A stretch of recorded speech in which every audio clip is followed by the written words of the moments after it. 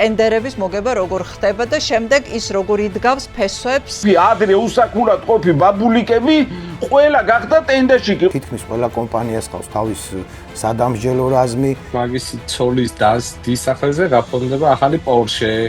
აი ეს კლასიკური სქემა არის რა რეგიონში. ფულის მეშოკი ფეოდალი ადგილობრივი იქ მეუფე. ყველას აშოვნინეს ფული. ეს არის კარგად დაგეგმილი და თავრობიდან ხელშეწყობილი მოქმედებების მთლიანი ჯაჭვი. ისგანაც გრძნობს ის გაჭირებული ადამიანი ძალას იმის მხარეს იხლება. მათ ჯანმრთელობას 200 ლარზე ყიდიან, ჩემთვის წარმოუდგენელი ვიცი რომ ეუბნები რომ ბიჭო დაგეგრება სახლი ამოიღე ხმა. და ეხლა აშანტაჟებენ ხალხს ამით. პოლიციის მაღალჩინოსნებმა ჩათვალეს რომ უკვე შეიძლებოდა ამ ბიზნესმენებთან დაძმაკაცება. აი ამ ძალოვან სტრუქტურებთან კოლაბორაციის ფაქტები არის მნიშვნელოვანი. აი კაკრას ჩემ პლაშატკაზე დაეტევითო. ხო დავრეკავ გავაშლევინებს უფრასო. რის განცხადებაო, რის საჩივარიო. რა შემთხვევაში აქვს ოპოზიციის სიარულს აზრი რეგიონებში. დაეტაკები იმ ადგილობრივ ფეოდალს ბევრ შეცდომას დაუშვებს დატაკების. მიცემ იმის საშუალებას რომ იყოს კომფორტულად, არაფერ შეცდომას არ დაუშვებს. უნდა ემზადებოდნენ დღესვე და ახალი მიდგომები. ამ შემთხვევაში ბიძინა ივანიშვილის შანსები არის 1-0-თან.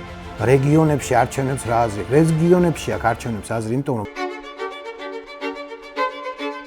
მოგესალმებით, თქვენ ხართ პლატფორმაზე მისმინე, მე ვარ ეკა კვესიტაძე და როგორც შეგპირდით, ჩვენ ვაკეთებთ მეორე სერიას გადაცემის რა ხდება არჩევნების დღეს, როგორ შექმნა არჩევნების დღეს, არჩევნებამდე და არჩევნების შემდეგ. ანუ ეს არის მთელი სისტემა, გაყალბების მთელი სისტემა, რომელიც შექმნა და რომელსაც ძალიან ეფექტურად ამუშავებს ქართული ოცნება.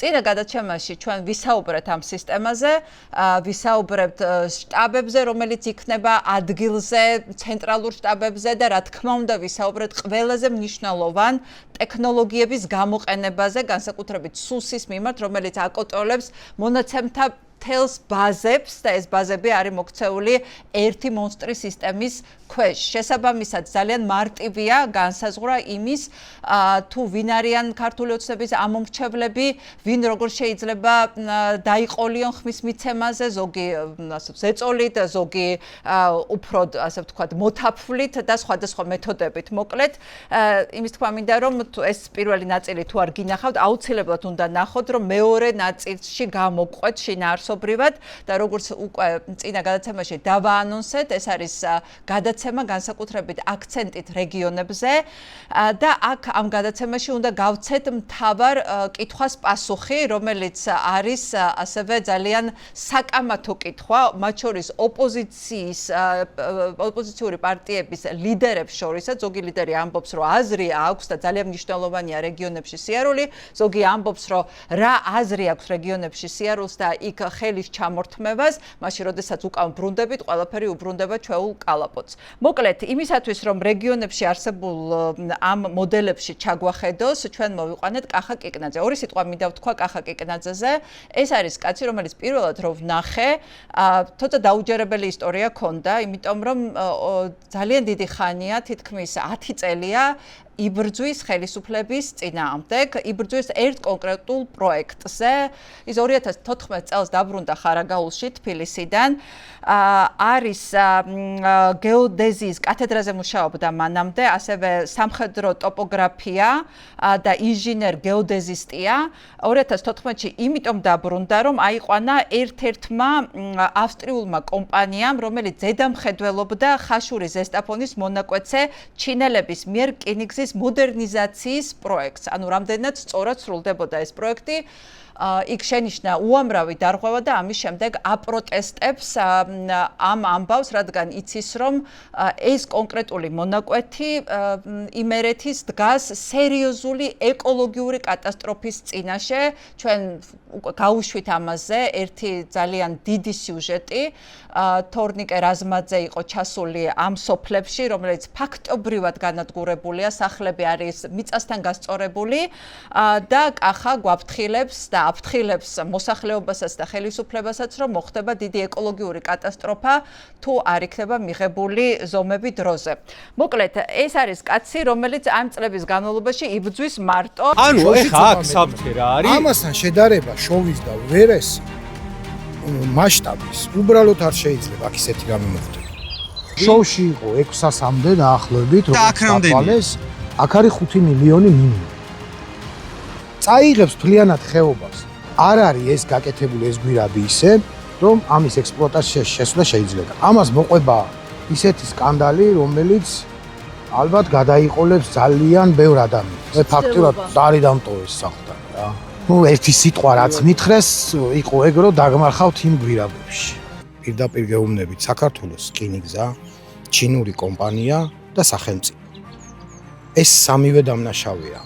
კახამ იქიდან გამომდინარე, რომ ძალიან დიდი გამოცდილება დააგროვა რეგიონებში მუშაობის, თავის თვალით ნახა ის სისტემა, რომელზეც დღეს ისაუბრებს, მე დიდხანს აღარ გავაგრძელებ ჩემს საუბარს, შემოგვიერთდებიან რასაკვირველია ირაკლი და გიორგი და ისინი მოусმენენ, ჯერ მოусმინოთ სალამი პირველ რიგში, გიორგი, ირაკლი, ჯერ მოусმინოთ კახარას მოგვიყვება რა მოდელებზე ილაპარაკებს და მე აქედან გამომდინარე უკვე განვავრცოთ ეს თემა. კახა, მოგვიყევი მოკლედ აი რა სქემები მუშაობს რეგიონში, იმიტომ რომ ჩვენ რო შევხვდით ერთხელ მითხარი რომ ტყუილია, როდესაც ამბობენ, რომ ეს რეჟიმი დგას მხოლოდ სამართალდამცავ სტრუქტურებზე. რეჟიმი კიდევ უფრო მეტად დგას ამ ტენდერშიკებზე, ანუ ამ ტენდერების სქემებზე, რომელიც არის ფესვგადგმული და რომელიც მუშაობს ძალიან ეფექტურად. რეგიონებში, კონკრეტულ სოფლებში და სწორედ ამ ყველაფერზე არის აგებული ეს სქემა, ეს ეფექტური სქემა, რომელიც შესაბამისად არჩევნებისთვისაც ძალიან ეფექტურია ხელისუფლებისთვის. მოგესალმებით, მოდი დავიწყოთ თავიდან, უფრო ნათელი რო გახდეს, ეს რაც ჩვენ ახლა ვახსენეთ, რაც თქვენ ახსენეთ ქალბატონო ეკა, ეს ტენდერშიკები, ეს არ არის მარტო ტენდერშიკები, ეს არ არის მარტო თქვა საამშენებლო ბიზნესი. 2018-20 წლამდე ყველა კარგად ხედავდით, არსად არ ჩამდა სპეცნაზი, არსად არ იყო დარბევა, არსად არ იყო ცემა, არსად არ იყო თავპირის დალეწვა ადამიანებზე. 2013 წლიდან 2020 წლამდე ძირითადად მიდიოდა ესეთი რაღაცა. ნებისმიერი ადამიანი, ვისაც ჰქონდა სურვილი ეშოვა ფული, ეს ფული იქნებოდა მარცხენა მხრიდან თუ მარჯვენა მხრიდან, ყველას მიცეს უფლება და არავინ არ შეზღუდეს.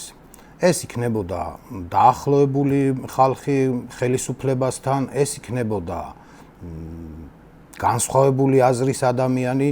თავარი იყო, რომ მას ქონებოდა ფულის შოვნის სურვილი, ამაზე ყველაფერზე თვალების დახუჭვის სურვილი და პრობლემა არ იყო. ყველას აშოვნინეს ფული და ეს იყო ყველაფერი წინასწარ გათვლილი.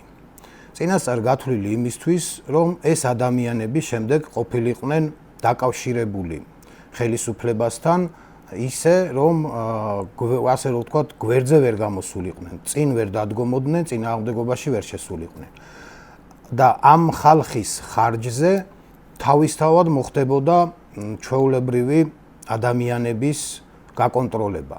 ხო, თავისთავად ცხადია ხა რეგიონებში, დავანებოთ დიდ ქალაქებს თავი, იმიტომ რომ დიდ ქალაქებში ცოტა სხვა სიტუაცია, რეგიონებში, რაიონებში, სოფლებში ადამიანები დამოკიდებული არიან ფინანსურად შეძლებულ ხალხზე.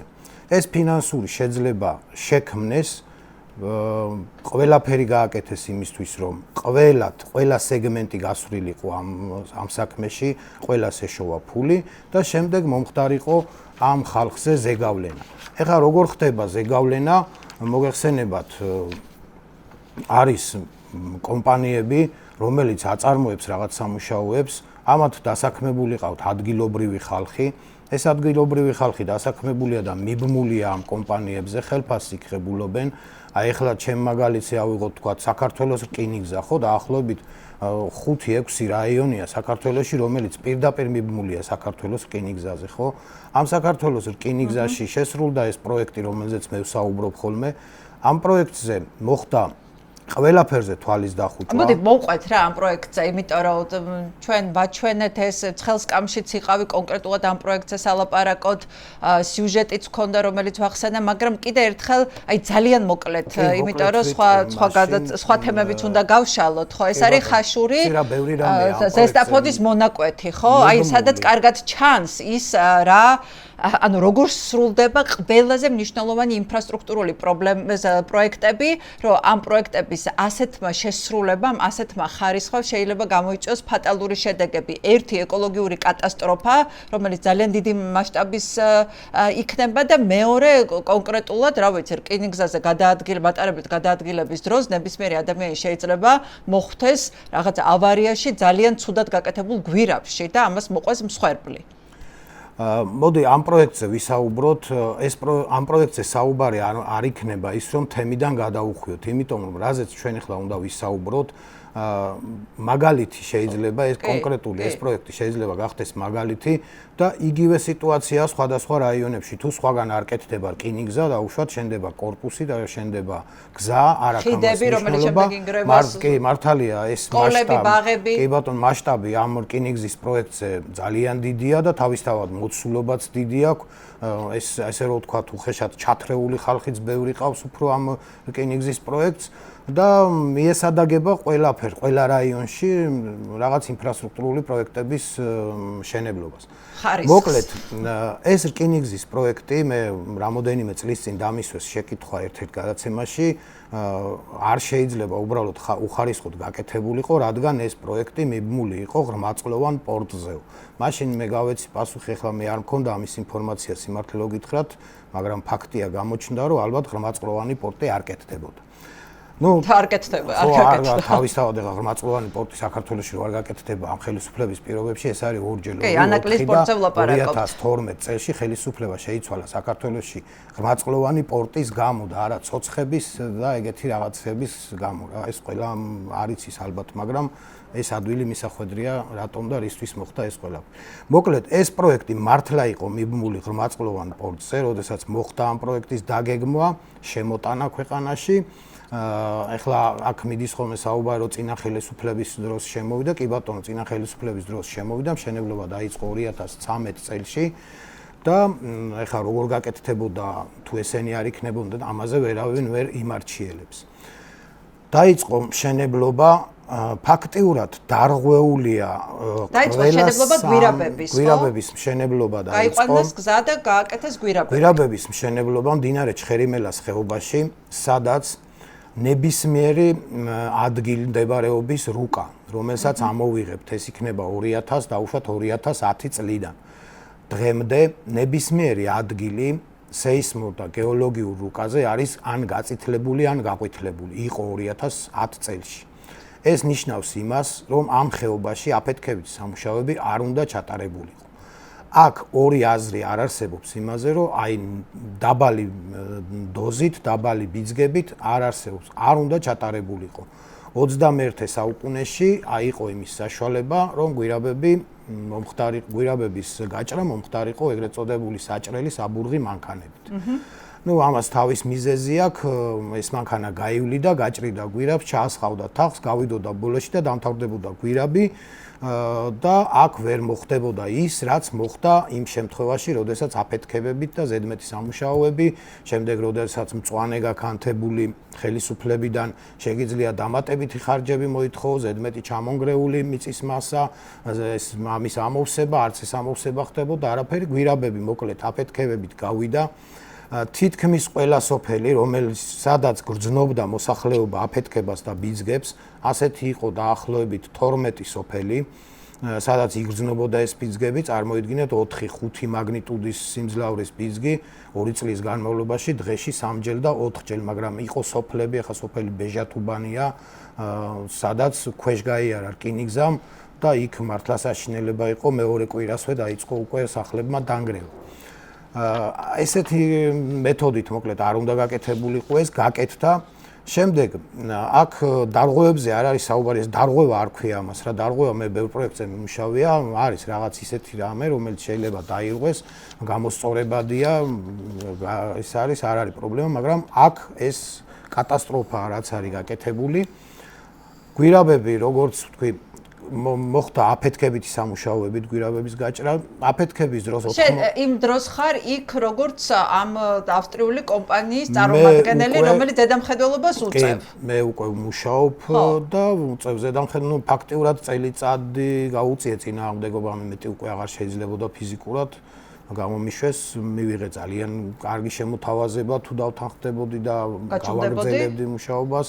გაჩუმებაზე მე უკვე წამოსული ვიყავი და მე მივიღე ძალიან კარგი შეთავაზება და მოკლედ ხა ამაზე მოკლედ რო შევაჯამოთ ეს ამბავი არის იცი რომ ძალიან ეს გვირაბები ერთი რომ ძალიან ცუდად კეთდება და შესაბამისად შეიძლება იქ მოხდეს ისეთი ჩამოშლა ამ გვირაბის რომ ამან მოიყოლოს რკინიგზა ქვეშ იმიტომ რომ ძალიან ცუდი ხარისხით არის შესრულებული და მეორე გვირაბებიდან გამოტანმა და მიწამ ეს მდინარე იქ მდინარე ჩახერგა და ამას შეიძლება გამოიწვიოს ძალიან დიდი მასშტაბის ეკოლოგიური კატასტროფა პარალელურად აფეთქებები ანგრევს სოფლებს ეხლა მოდი დავიწყოთ აქ აი პრობლემაზე საუბარი რომელიც აი ილუსტრაციოდ გამოგვადგება თვითონ ადამიანებიც როგორ უდგებიან ამ საქმეს მიდიხარ სოფელში და ეუბნები სოფლის მაცხოვრებლებს რომ სახლები დაგენგრევათ ამათ მიაქციეთ ყურადღება და აი მე როგორ ვითარდება ეს სცენარი ეს მოგვიყავი ნუ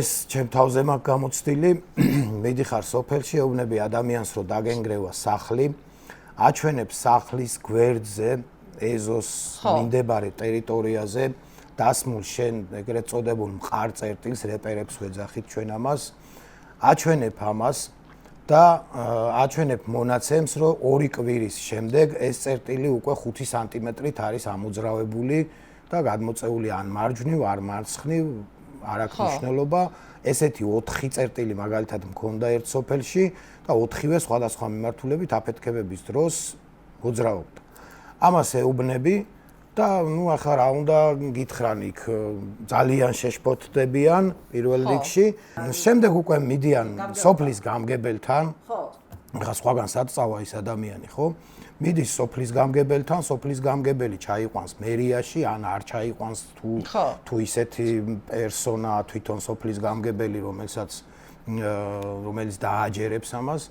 ამ ადამიანს უსაფრთხოებაში თუ არა და მიდიან იქ და ნუ არაფერი ჩვეულებრივ როგორც ხდება ამოდის დაიმედებული რომ არაფერი არ მოხდება ეს უბრალოდ არის პროვოკაცია ნუ ეხლა როგორც არის ხოლმე იქ მიგაწერენ ის ხარ ეს ხარ ნაცი ხარ რაღაცა ხარ ესეთი რაღაცები ამ დროს არ მიდის არც ნაცი არც კოცი არავინ არ მიდის იმ ადამიანთან და ამ პრობლემაზე არ ელაპარაკება და აი ესეთი მითხდება ეხლა იგივე იყო ხემაღალში ღვერქში როდესაც მე 2016 წლიდან წარმოიდგინეთ დაახლოებით 12 გადაცემაში ვთქვი ეს ამბავი რომ სოფლები სადაც გრძნობენ ბიძგებს ყველა დაინგრევა ხო და ეხლა მოხდა ისე მოკლედ მე ეს ამბავი რომ გავაგრძელოთ მოდის მე ეს თქვა შენი ნაცნობებია ხო ბევრი და ეუბნები რომ ბიჭო დაგენგრევა სახლი ამოიღე ხმა მაგალითი იყო ესეთი მაგალითად ვეუბნები ადამიანს რომ 3 თვეში დაინგრევა შენი სახლი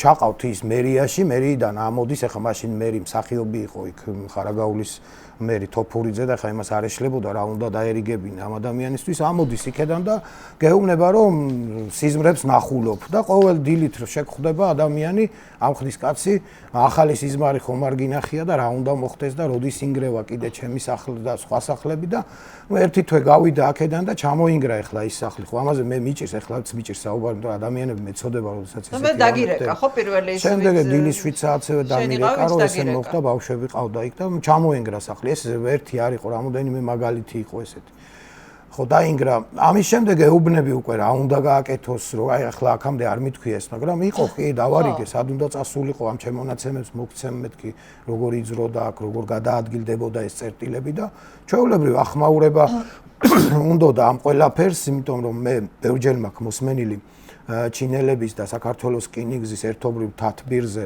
რკინიგზის დეპარტამენტში მთავარია არ ატყდეს ხმაური მთავარია არ მივიდეს რამე ჟურნალისტებამდე თანხის გადახდაზე და კომპენსაციაზე პრობლემა არ ქონდათ ჩინელებს კონკრეტულად აი იმ სოფლებში ზვარე ბეჟათუბანი ჭრდილი, აი ამ სოფლებში, სადაც ძალიან ახლოს იყო ეს აფეთქებები.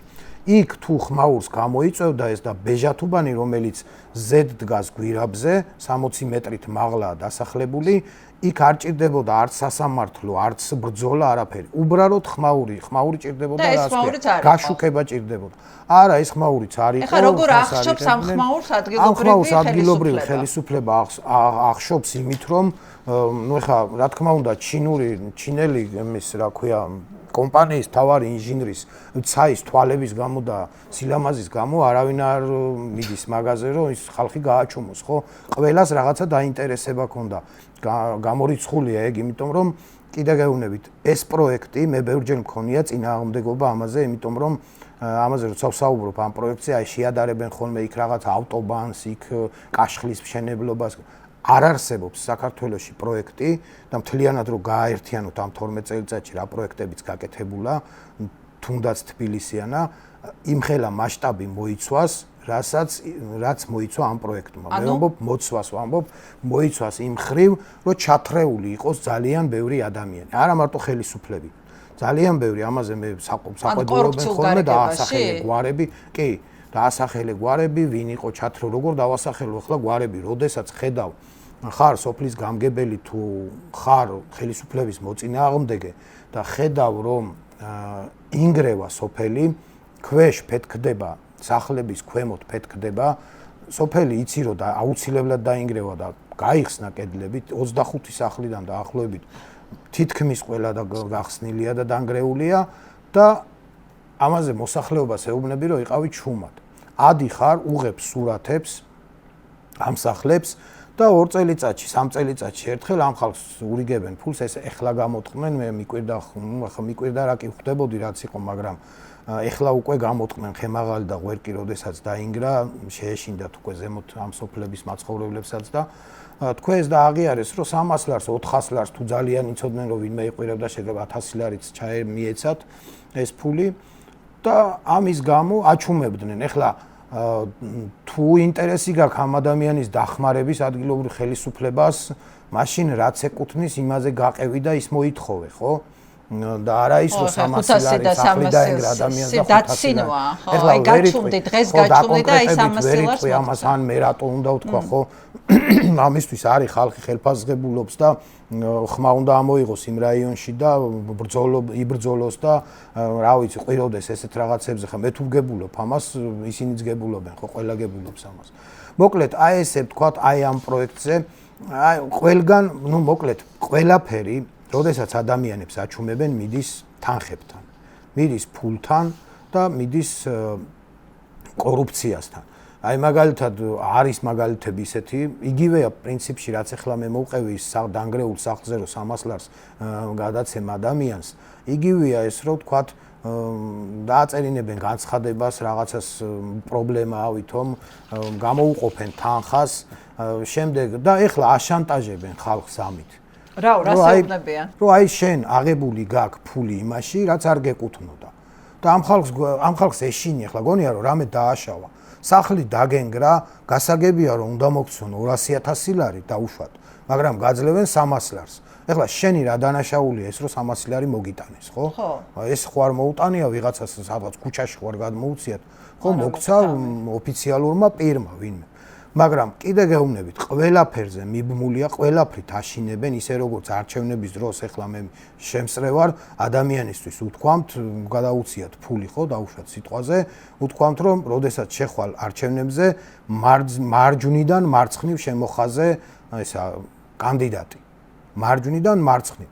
ეხლა ბევრი ადამიანი მოხუცებული იქ ამას ფიქრობს, რომ მარჯვნიდან მარცხნივ შემოხაზულს ამას გებულობენ, მე ვის მივეცი ხმა, ხო, ამ წარმოდგენა არ აქვს, ხო? აი ესეთ რაღაც ფანტაზიებს იგონებენ, რომ ადამიანს ჯეროდეს, რომ იქ ვიღაცა უყურებს, ვიღაცა გაიგებს ამას და აი ესე ხდება რა და კახა, მოდი, ეხლა კიდე უფრო აი სანამ გიორგი და ირაკლი შემოვლენ, ასე ვთქვათ, დისკუსიაში და თავისი ახლა ისმენენ პრინციპში ესე დეტალურად პირველად ისმენენ. მოდი ახლა დავხატოთ აი ეს დიდი სქემა, უფრო გავშალოთ მასშტაბები და ეს გავაკეთოთ ამ დიდი სქემის წარმოჩენით, ხო?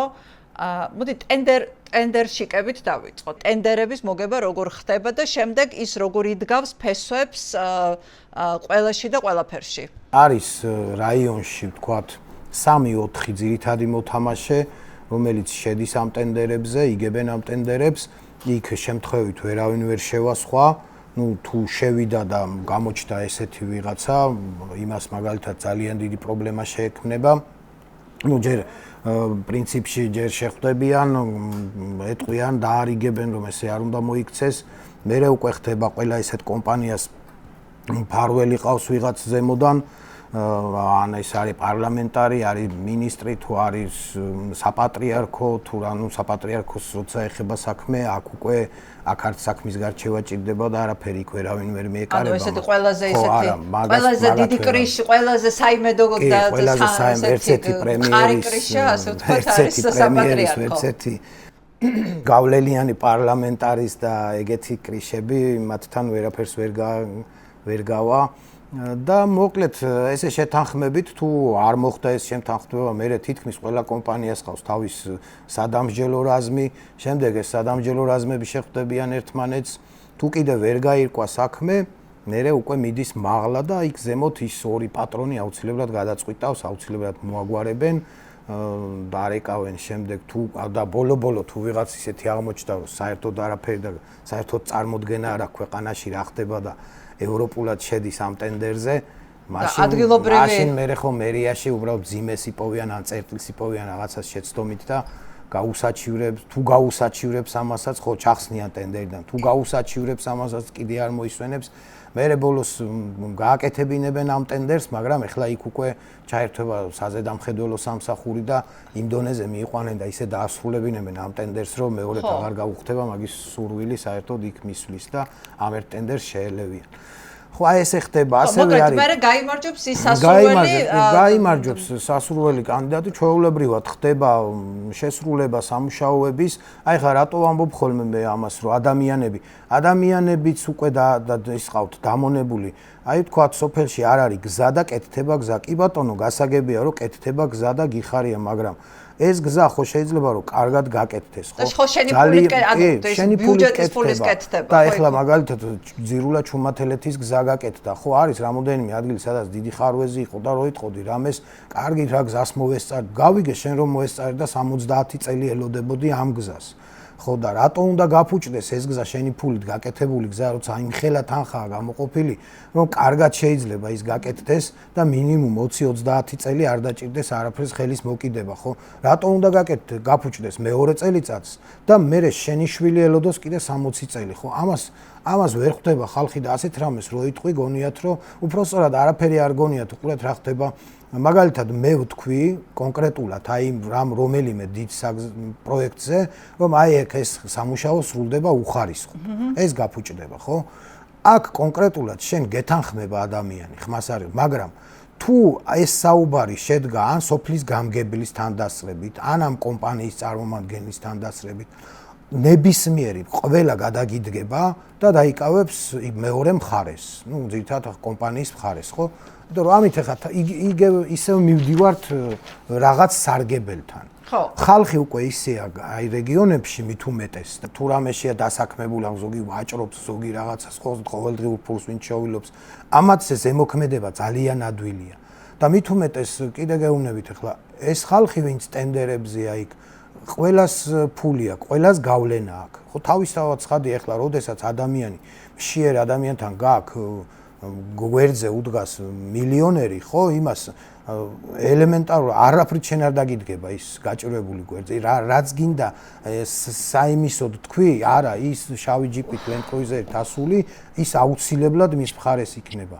იმიტომ რომ იმისი თვალები მოწონს, ან იმიტომ კი არა, რომ თქვათ 90% კომპანია, სამშენებლო კომპანიაში დირექტორიდან დაწყებული, დამთავრებული შემსრულებლამდე სპეციალისტს ვერ ნახავ, ხო, 90% არის რამოდენიმე კომპანია, მართლა დირექტორიც არის კომპეტენტური და ინჟინერებიც ყავთ და ყველა, მაგრამ იქ ძირითადად ხდება ჩაკრული დიპლომებით და ეგეთი რაღაცებით ტენდერების მოგება.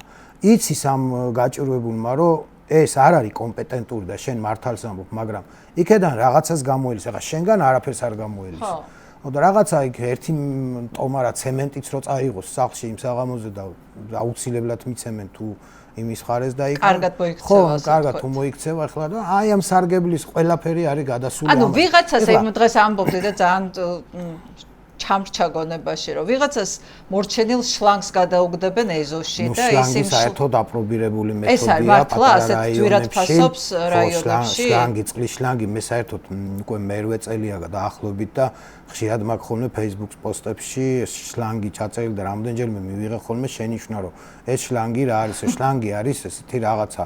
ეხლა შეიძლება გაგვეცინოს, მაგრამ თქვათ ყველა სოფელს აქვს დახმარება, აი ბიზინა რომ შეპირდა უფასო ფულს, ეს უფასო ფული მართლა აქ ხალხს ოღონდ 15 წელია, მაგრამ ბიზინას დროიდან არა, ცოტა იქედან. აქ ეს ფული უბრალოდ ამ ხალხმა ეს ფული არ იცის როგორ უნდა გამოიყენოს. უმეტეს სოფლებში. აი თქვათ 24 კომლიან, 25 კომლიან სოფელს აქ გამოყოფილი 4000 ლარი, აი ესეთი მით არის. თუ არის დიდი სოფელი, ხა ველისციხე როა დიდი სოფელი, ალბათ იმას ექნება 20-30000 ლარი. ამ ფულს აძლევს სახელმწიფო სოფელს და ეს ფული შეგიძლია ნებისმიერ რამეში გამოიყენო. ეხლა ნებისმიერ რამეში გამოიყენო რა, მაგალითად ავიღოთ ხარაგაულის მაგალითი, ხო? ძირითადი მოთხოვნა ხარაგაულში რა არის? ამ სოფლებში, ამ ფულის წყალი ეს მანამდე იყო რაღაც დარბაზები და ეს დარბაზები აშენდა და ეხლა დაინგრა და ნუ აღარ არის პრინციპში რა დარბაზები, ანუ ეს რა სარიტუალო დარბაზები, ხო, კელეხის დარბაზები, მაგრამ ეხლა უკვე მაგას აღარავინ აღარ იყენებს და ესე იგი ძირითადია წყლის გაყვანა, ხო. ნუ არის წისქვილი, ხო, სოფელში და არის ეხლა ესეთი მაგალითები, რომ თქვათ 15 წელია სოფელში კეთდება წყალი. ხო. რომელსაც თლიანობაში რო დაიანგარიშო დაახლოებით ჭირდება ეს 4000 ლარი რო ავიღოთ 3 წლის განმავლობაში, როგორც ქალაქში ეხლა ხალხს წყალი აქვს სახლში შეყვანილი, დაქსელვით, რასაც ქვია წყლის ნამდვილად გაკეთება, თავის რეზერვუარით ყველაფრით, შეგიძლია რომ ეს წყალი ესე გააკეთო. დენის ბოძები, რომელიც ჩამოკიდებულია ხაზებზე, შეგიძლია ბეტონის ბოძები იყიდო და ჩაარჭო, გაიყვანო ზედ დენი, ამას არ აკეთებს ენერგოპრო და შენ შეგიძლია გააკეთო. შეგიძლია შეიყვანო ინტერნეტი და 2-3 წერტილზე დადგა ეს გამაძლიერებელი, სადაც ახალგაზრდობას, ვინც არის კიდე იმ სოფელში დარჩენილი, ექნება ინტერნეტი, ნუ ახალგაზრდობასაც და ხნიერ ხალხსაც. აი ესეთ საქმეები შეგიძლია აკეთო, მაგრამ ახლა რა ხდება? ყოველ წელიწადს ხდება შეკრება, თქვათ მერიის თანამშრომლები, ნუ მერი ძირითადად ადის სოფლებში. ნუ იქ რა თქმა უნდა, ამას მე არ გამაგებინებენ, როდის ხდება ეს შეხვედრა და ჩემნაირ ხალხს არასდროს არ გააგებინებენ. იკრიბება იქ ადამიანები, ვინც წყვეტენ ამას საქმეს, რასაც დაავალებენ მოკლედ ის უნდა თქვან და მოითხოვენ იმ წინასწარ დავალებულს. მაგალითად, ანუ თვითონ მერი ეუბნება და აი ეს მოითხოვა. კი, მაგალითად არ გვინდა ეს წყლის რეზერვუარი, არ გვინდა ეს წყლის ავზების გაკეთება, უბრალოდ გვინდა შლანგი, მოგვიტანეთ ეს შლანგი, ჩვენ გავაკეთებთ წყალს. მოიყიდიან ამ 4000 თუ 3000 ლარით შლანგს, წყლის შლანგს, მოიტანენ, დადებენ. ეხლა ვინც იაქტიურა იქ 5-6 ადამიანმა, იმას იქვე მოუჭრიან 100 მეტრს და დაურიგებენ, დანარჩენი დევს და არჩევნები თუ მოწ, არჩევნების დროს 20 მეტრს, 30 მეტრს, 40 მეტრს, ვის ეხლა ოჯახში რამდენია და არჩევნებზე, თქვა თუ არის 6 სულიანი ოჯახი, მას ეხლა 30 მეტრი შლანგი არ ეყოფ არჩევნებზე, ხო, იმას უნდა მიცე 150 მეტრი შლანგი. ხო, ეხლა ეს რო საუბრობ, ცოტა ისეთი რაღაც თემებია, რომ ვითომ არაფერი, მაგრამ მანდ მივდივართ ყველაფერზე, არჩევნებზე ჩვენ, ნუ წარმოგვიდგენია ეს წეღან ვახსენეთ, ალბათ მე ვისაუბრებთ ამაზე, რომ რეგიონებში არჩევნებს რა აზრი აქვს. რეგიონებში აქვს არჩევნებს აზრი, იმიტომ რომ რეგიონებში არჩევნებზე ჩავიდეს ვინც უნდა და ნახოს სოფელში თუ ცხოვრობს 90 ადამიანი, ცოცხალი ადამიანი, 90-ვე არჩევნებზე მიდის. ვინც ვერ მიდის 5 მიაქვთ იმასთან. ფაქტიურად 100%-იანი დასწრებაა სოფელში არჩევნებზე. მსხვილი ბიზნესი პირდაპირ თქვათ აკონტროლებს ნებისმიერ მძალოვანი სტრუქტურის რიგით თანამშრომელს და იმიტომ რომ ეხლა ეს მსხვილი ბიზნესი არ არის ვიღაც უბრალო ხალხის და ეს ამხელა ტენდერების, მილიონიანი ტენდერების მოგება, როდესაც ხდება, იქ არის ატკატები და ეს ატკატი არ მიდის ახლა უბრალო ადამიანებთან და დაუშვათ. იმათთან მარტო შლანგი. დაუშვათ მოხდა ესეთი რაღაცა, რომ რიგითმა პოლიციელმა და ბევრი ასეთი რაიონში, ვისაც აქ პროტესტის გრძნობაც აქვს, გამოხატვაც შეუძლია ხოლმე და ბევრჯერ მქონია შემთხვევა, მე მინახია პირადად, რომ აი რიგითმა პოლიციელმა რაღაც შენიშვნამიცა, რაღაცა მიუთითა და პრობლემა შეექმნა იმას რა. ვიცი რომ შეექმნა პრობლემა, იმიტომ რომ იმხელა გავლენა აქვს ამ ხალხს ზემოთ მაღლა, ხო, იმხელა გავლენა აქვს, რომ იმისთვის რიგითი პოლიციელი არაფერი არ არის. მე ყოველთვის გული იმიტომ წყდება ხოლმე, რომ აი მართლა არ მინდა ისე გამიგოს ვინმე, ახლა ან ვინმეს ვეპირფერები ან რაღაცა. რაიონებში ძალოვნების მხრიდან არ ხდება ის, რაც დიდ ქალაქებში ხდება რა. არ ხდება ჯერ ერთი რომ იქ მართლა ბევრი 90% მართლა თანამშრომელი, რომელსაც პოლიციის აკადემია გაუვლია, ნორმატივები ჩაუბარებია, ეგეთი ხალხი მუშაობს ჯერ კიდევ. და განსხვავებით ახლა ქალაქისგან თბილისში რუსთაველის მეტროსთან დადგება პატარა ლაწირაკი ბავშვებით განან, ფორმა მოცმული და რასაკეთებენ თვითონაც არიციან, ხო? იქ არ არის ეგეთი სიტუაცია და ამას უნდა გამოყენება. აი მეწარმეებზე მე რატო ამბობ ამას? ეს ადამიანები კი ბატონო დამორჩილებულები არიან, მაგრამ იქ ვიღაცამ ხმა უნდა ამოიღოს. უყურეთ რა ხდება, ძალიან ადვილია ეს, როდესაც ადამიანი, ვისგანაც გრძნობს ის გაჭირებული ადამიანი ძალას, იმის მხარეს იხრება. ხო, რა მოხდა ვთქვათ 2003 წელში, ხო? სოფლებში ჩადიოდნენ, ძალას აჩვენებდნენ, აი სოფლის გამგებელი, ხა ცუდად არ გამიგოს ვინმე, მაგრამ 90% ასეა, ხო? ორჯერ ორი არის ის 90%. ის, როდესაც ჩვეულებრივი ადამიანი, გაჭირებული კაცი უყურებს, რომ ეს არის იმისთვის მაგალითი, ავტორიტეტი, განათლება, ყველაფერი ეს არის და იქ არ მიდის არავინ, ვინც იმას იქვე შენიშვნას მიცემს, რაღაცას გაუსწორებს, რაღაცას შეიძლება უხეშათაც უთხრას. ხო, მანუ მის ავტორიტეტს მის ავტორიტეტს შეარყევს. ეს სხვანაირად არჩევნებს ვერ მოიგებ. გამორიცხულია იქ. ხო, იქ ვიღაცა უნდა აქტიურობდეს და ვიღაცა ამაზე ხმას უნდა იღებს. იგივეა იმ ტენდერშიკებთან, ხო? არ არსებობს ტენდერშიკე, სულ მაგალითი მომყავს ხოლმე და იმ დღეს ვიღაცა მომწერა ნათესავია შენიო, ხო? არ როგორ თქვა ახლა, აი ვიცი სხვებს ეწყინებათ, ხო? ერთადერთი, აი დაახლოებით ალბათ 3 წელია ვაკვირდები, ერთადერთი არის გურიის რეგიონი, აი ეს ორი ეს როა ნატო გოგელია და თათია ნიკოლაშვილი, ხო? აი ახლა რასაც ისინი აკეთებენ იქ, ხო, დარწმუნებული ვარ, იმიტომ აკეთებენ, რომ არავისთან არ არიან გასვლილები. ელემენტარული რაღაცა, მეტი არაფერი არ არის რა. ან უშიშრები არიან, ან და თან გასვლილები არ არიან, ხო? დანარჩენი, სადაც ამ პრობლემაზე ვერ საუბრობს, არის ორი ვარიანტი. ან რაღაცაში ხარ ჩათრეული, ან უბრალოდ გეშინია. მაშინ ვერცეთ ვარიანტში შენ იმ შედეგს ვერ დადებ არჩევნებზე, ამ ორიდან თუ რომელიმე წარმოადგენ, ვერცეთ ვარიანტში. მოკლედ, კახა, აი დრო შევაჯამოთ და შემდეგ უკვე ირაკლი და გიორგი, ანუ ეს არის მთელი სისტემა, ანუ სადაც არის თავში არის ეს ტენდერშიკი, რომელსაც ფული აქვს, შემდეგ მოდიან ეს გამგებელი, მერი, ადგილობრივი ძალაუფლების მერები, ესენი კიდე იმდენ εμას ვერ ახდენენ იმდენ გავლენას. ხო, მაგრამ ის ქვეშ არიან რა, ტენდერში ამ ფულიანი კაცის ადგილობრივი ფეოდალის ქვეშ არიან. პატარა ტენდერები, ეგრეთ წოდებული მეწარმეები. ნუ ეხლა ის მეწარმეები, მე ბევრი ვიცი, რომ არც ცვლილების წინააღმდეგი, არც არაფერი, მაგრამ მოდი ესე ვთქვათ რა, ყოველდღიურ ფულის შოვნას მიჩვეული ადამიანს ეშინია ცვლილების რა. იმიტომ რომ იმას უკვე ის ყოველდღე რაღაცას შოვილობს, მე აქ თავის შვილთან და ფიქრო აქ ესეთი ფიქრი. მოდი რა იქ სხვამ შეცვალოს ხელისუფლება, მე ამ ჩემ შვილს რაღაცას მოუგროვებ. აი ეს არის ამათი დამოკიდებულება და იმიტომ ვამბობ, თუ იმანაც იგრძნო ძალა, ძალიან ბევრი გადმოდის ამ ხალხს. აი ბოდიში ბევრჯერ მინახია 2012 წელშიც ხომ იყო საამშენებლო კომპანიები. ხომ მუშაობდა იქაც ხალხი და რატომ დადგა მეორე მხარეს, ხო?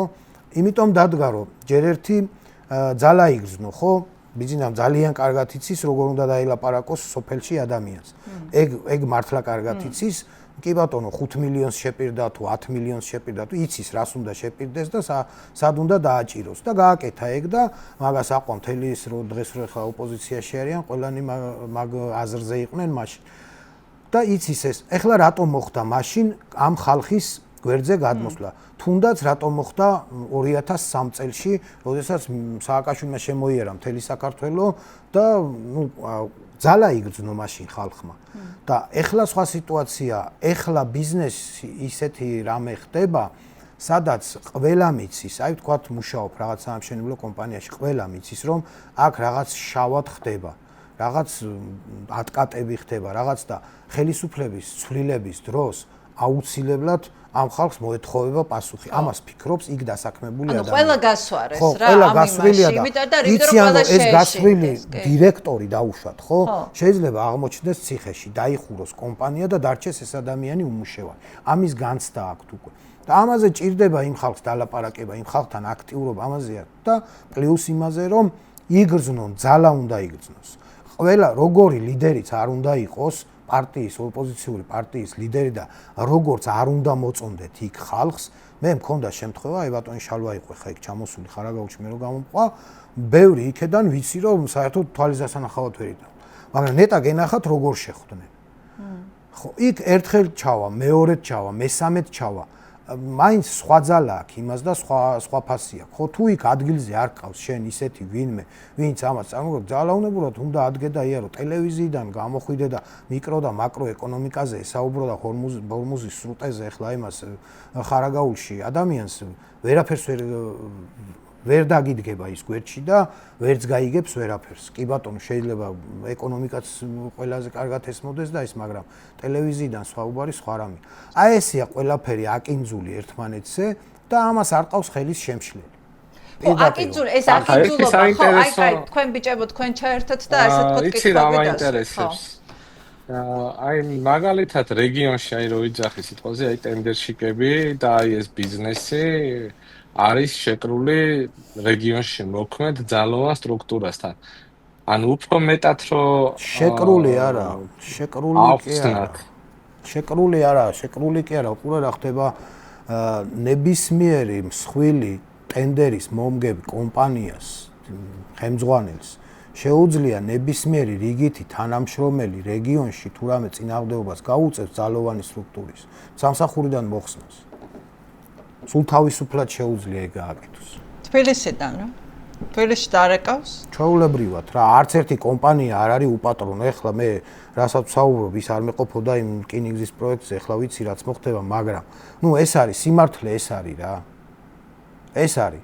ბევრი მე ნახე კახარ აინტერესებს რომ უბრალოდ მსმენელისთვის რომ კარგად გავხსნათ, ანუ ესე იგი არსებული პრაქტიკით ზოგადად, ხო? ანუ ესენი თანამშრომლობენ იმ რეგიონის ხელმძღვანელ პირებთან. კი რა თქმა უნდა. ანუ ეს იქნება რესტორნები, ქეიფები, საერთო ასე შემდეგ, იქ საჩუქრები, თანამედროვე მოდელით ფულს არავინ ქეშად ხელზე არ იღებს. თანამედროვე არის, რომ დაუშვათ მაგის ცოლის დის სახელზე გაფონდება ახალი პორშე, მამიდაშვილის ქვისლის სახელზე გაფონდება ვაკეში ბინა და ასე შემდეგ. ეს ვიცი უბრალოდ შენი თვალით დანახული მინდა რომ ადამიანური ენით რო აი მაგალითად ეხლა კიდე ერთი მაგალითი გამომჩა. მაგალითად არჩევნების დროს დაევალება ნებისმიერ ესეთ კომპანიას რომ დაუშვათ სოფელში უნდა ჩაიყვანოს ქალაქიდან 15-20 ადამიანი. გააჩნია სოფელს, გააჩნია კომპანიის სიძლიერეს და ფინანსებს და რამდენი ტენდერი აქვს მოგებული. ხო, დაიქირავებს ორ სამარშრუტო ტაქსს, ჩასვავს ხალხს, ქალაქში წამოსულ ხალხს და იქ სოფელში ჩაწერილს, რომ ვიძახით ხოლმე მილიონიანი ქალაქია თბილისი, ნახევარი რაიონებშია ჩაწერილი. ეს ხალხი იქ 100% თავის მხარდამჭერი ოცნებას 100%-ით ჩაყავს რაიონში, ქალაქიდან. აი ამ ბიზნესების დახმარებით, ხო? ვერავინ ვერ დაუშლის იმას ნებისმიერი ახლა კომპანიის დირექტორს, რომელიც თქვათ არის ხარაგაულელი, ხაშურელი, ზესტაფონელი თუ ჭიათურელი, წამოვიდეს თბილისში დააჯინოს ის თავის მეზობლები ორ სამარშრუტო ტაქსში და კვირადღეს არჩევნები რომ არის პარასკევს ჩაიყვანოს იქ სუფრა გაუშალოს აკეიფოს იქ ადგილზე ნახოს ადამიანები ვინც ღობის გაკეთებაში მოეხმარება იმათაც ფული გადაუხადოს ეგეთი ვინ არიან სოფლი ხო ხა ეგეთი ძირითადად ხო არიან ხო ახლა გავიგე ეგ გასაგებია ხდება თბილისში ჩამოყვანაზეც ანუ კომპანიები უზრუნველყოფენ ანუ თბილისში რო აქციებს გეგმავს ქართული ოცნება თქვენ როგორ ვის ჩამოყავთ ანუ ამ კომპანიებს ამ ბიზნესებს აი ამ ძალოვან სტრუქტურებთან კოლაბორაციის ფაქტები არის მნიშვნელოვანი და მე აი ეს არჩევნებზე როგორ არის დაკავშირებული ანუ ერთად როგორ არიან აი ეს ტენდერშიკები ეგრეთ წოდებული მსხვილი წვრილი ბიზნესი ანუ ამ რეგიონებში როგორ არიან შეზრდილი აი ამ სტრუქტურებში თქვენი თვალიდან დანახული თქვა მას ვიძახი ანუ აი სოფლის მოსახლეობა ამას როგორ უყურებს აი ეს კაფიო არის არ არის უფრო მეტი პოზიციონირება სჭირდება იცებულება სჭირდება ანუ დამაჯერებლობა ანუ ხალხმა რო გაიაზროს იმ სოციალური და იმ სისტემური პრობლემები რომელიც დღეს აქვს რეგიონებს თუნდა აი თქვენ იძახით რომ არ ხმაურობენ ანუ ამ არ ხმაურობის ჩემი აზრით ორი მიზეზი არის ერთი რომ ვერ იაზრებენ მის თავს რა ხდება სერიოზულად რა სიმძიმის ქვეშ არიან და მეორე შიშის ფაქტორი ხო ანუ რაღაცა ანუ ჩვენ რო საუბრობთ თან ხომ ასე ვთქვათ მე საბოლოოდ რაღაც გამოსავლის გზებზეც უნდა ვისაუბროთ რომ აქედან გამოსავალი რა არის ამ ყველაფრიდან გამოსავალი რა არის და აი ამიტომ ვიძახი რომ აი ადამიანური ენით თქვენი თვალით დანახული რომ მე გეტყვი ხა ერთი რაღაც ახსენეთ თქვენ გიორგი აი ისა ირაკლი შიშის ფაქტორი ფაქტიურად პატარა რაიონებში უნდა გამორიცხო რა. არც იმ ტენდერშიკების და ამ მეწარმეების თუ ბიზნესმენების არავის არ ეშინია. აი სიმართლე ეს არის რა, შიშის ფაქტორი გამორიცხულია მათ. პირდაპირ სარგებელზეა მათ საუბარი. არავის არ ეშინია, ეხლა, ნუ რაღაც დოზით 2-3 ადამიანი იარსებებს ხო ისეთი, რომ ამ ეხლა შავი Land Cruiser და იარაღ ჩადებული ამას გადმოვიდეს, რა მეუთხრა შეაშინებს ვიღაცას, მაგრამ ზოგადად აი მთლიანად რო ვთქვა, დავიღოთ ხო, რომ შიშია დასადგურებული ამ ხალხში, აი თუნდაც ამ ბიზნესმენების მხრიდან, თუნდაც ძალოვნების მხრიდან, თუნდაც პატარა რაიონებში ეგ არ ხდება. იმიტომ რომ იმ პატარა რაიონებში ის ძალოვნების წარმომადგენლებიც იმ სოფლებიდან და იმ რაიონიდან არიან. გამიგეთ, იშვიათად არის სადღაც სხვა რაიონიდან მოსული, ძირითადად ხელმძღვანელობა იცვლება, თორემ რიგით თანამშრომლები იქაურები არიან. ესე რომ ვთქვათ, ახლა არის ცალკეული მაგალითები, ყოფილა ხარაგაულშიც ყოფილა ხო ვიღაცა, ვთქვათ, დაუშინებიათ ვიღაცა, მაგრამ აი ძალიან უნიშნელოა ეგ რა. ეგ მაგას ვერ იტყვი, რომ მასიურად ეგ ხდება. შიში არაფერ შუაში არ არის მან. ობა საკუთარ უსაფრთხოებას, მათი შვილების მომავალს, მათ ჯანმრთელობას 200 ლარზე ყიდიან, ანუ ჩემთვის წარმოუდგენელია. ვიცი რომ წარმოუდგენელია. კი, 200 ლარი ახლა ძალიან დიდითა. 100 ლარზეც 50 ლარზე. 20 მეტრი შლანგი რა ღირს ახლა? 20 მეტრი შლანგი ღირს 10 ლარი. კლასიკური შედარება რო გავაკეთოთ. ანუ ძალიან კარგად იციან, რაზე არის მოწყვლადი მოსახლეობის კონკრეტული ჯგუფები. და ანუ ეს დაიდენტიფიცირებული აქვს და ამიტომ ანუ რო შეხვდა ჩვენ ასე ვთქვათ სატირის სტილში გაკეთებული კარტოფილი და ხახვზე გაყიდული მოსახლეობა, ну რეალობა ყოფილა. რეალობა, უყურეთ რა ხდება, იყო ხელისუფლება, რომელიც ვთქვათ ამ ხალხის მხარდაჭერის ხარჯზე მოვიდა, ეხლა სააკაშვილის შეცდომა ეგ იყო. მოვიდა და ბევრი რაღაცა რო გააკეთა და ამ ხალხმა იგრძნო რომ ამოვიდა წუმპიდან, ტალახიდან, უშუქობიდან, უგაზობიდან ის დარწმუნდა თავის თავში რომ მე ეხლა რაც არ უნდა ვქნა, ვინც არ უნდა დამიდგეს წინააღმდეგობა გამიწიოს და ხელისუფლებაზე ჩამეზიაროს, ეს ხალხი მე არ მიღალატებს. აი ეს იფიქრა და აქ დაუშვა შეცდომა და ბიძინამ აქ შეცდომას არ უშვებს. ყოველ დღიურად ჭირდება იმ ადამიანს, უყურეთ რა ხდება 10 წელიწადში ერთხელ რო გადაუხადო რაიონში ადამიანს $10,000 მე-10 წელიწად, მეორე წელიწადს, მესამე წელიწადს ის უკვე ზურგს შეგაქცევს. მაგას ჯობია ყოველ წელიწადს მიცე 100 ლარი, ახლა იანგარიში რამხელა სხვაობა, ხო 10 ჯერ ნაკლები გამოვდის თანხა აღებული, მაგრამ ურჩევნია იმას ის არ უნდა დაავიწყდეს და ყოველ წუთში და ყოველ დღიურ რეჟიმში უნდა ყავდეს რაღაცით მაყოფილი. ეხლა ძალიან ცუდ შედარებას გამიბრაზდება ბევრი მოვიყვან, ნუ როგორ არის ხო ცირკში მას დათვი რო გამოყავთ და ეს იმას წინა დღეს რო აჭამო შოკოლადი და იმ მომენტში არ შეაჭამო, თავს მოგაჭამს. აი ეგ ვარიანტია რა, ნუ ეხლა ესეა რეალობა, ეს არის და რამდენიც გინდა 1 კილო შოკოლადი შეაჭამე თუ გინდა წინა დღეს, აზრი არა. ვერ დაიმახსოვრ. აი სხვადასხვა გიორგი, ეხლა აი სულ მახსენდება ხოლმე ამაზე შენ რო თქვი რომ როგორ შეცვალეს ტაქტიკა კოცებმა, როდესაც მათ შორის კრიმინალთა როგორ ლაპარაკობენ, კი არ აშინებენ და ეუბნებიან რომ ეხლა შენ ციხეში ეუბნება რომ ძმაო აგერ ცოტა ისა რა ქვია სუბოტექსი გინდა ხანდახან მაღაზიას თვალს დავხუჭავ ან მე მოგცემ რაღაცა აი მაგის თქვა მინდა რა რომ ფული გინდა ხო გააგრძელე მაგის თქვა მინდა რა რომ ბოლო წლების ტენდენცია არის ეგ აი რომ ვიძახით თუ ძალოვნებთან ეს რა შეხება აქვთ და რაღაცა ადრე იყო ეგრე რომ ანუ ბიზნეს ადრე ხო ნაციონალების დროს რა სიტყვაზე დღეგე არ გადაიხადა საანგარიშსწორებო დოკუმენტაციის გაყალბება რაღაცას უპოვიდნენ ჩასაფრებულები იყვნენ უპოვიდნენ და ტრუსიკიან სტოვებდნენ დაიჭერდნენ მერე რაღაც პერიოდი დაჟე არ ელაპარაკებოდნენ არც თანხაზე არაფერი შეიყვანდნენ იმ ჯოჯოხეთში გდანის ციხეში და ეს კაცი მერე ხვეწნას იწყებდა ბიზნესმენი ხვეწნას იწყებდა რომ ყველაფერი და